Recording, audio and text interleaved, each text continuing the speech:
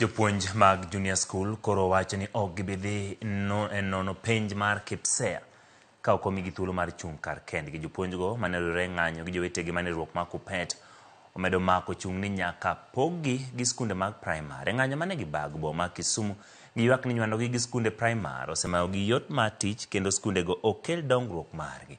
Jagoro maduong' mar KUPPET bade mag Kisumu Zabulon Nawange wacho ni gimiyo piny owacho nyaka dwe mar 12 mondo ochop dwach jopuonjgo.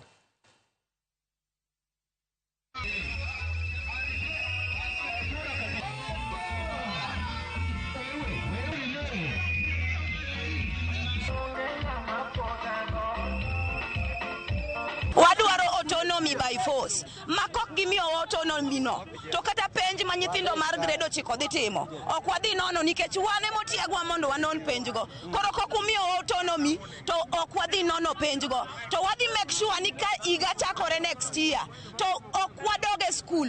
Wadwa ensure ni wa paralyze learning skunde gote. Skunde mag JSS te. Wadwaro ni telo miluongo ni administration obed ko e moguls. Mogul ema obed principal to obed deputy principal.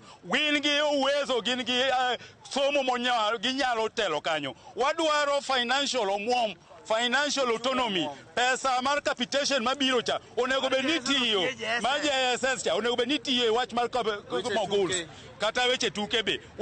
Wadwaro ni staffing kaka jopuonj yiero madhi puonjo e sector ma mogul kata comprehensive onego bed ni gin graduates maonge tich kaka sani wan gi 20,000 intern teachers ma pok ondik PNP. Mano be en lweny mwadhi goyo bang'e. Then wadwaro ni career path wabed gi proper career path.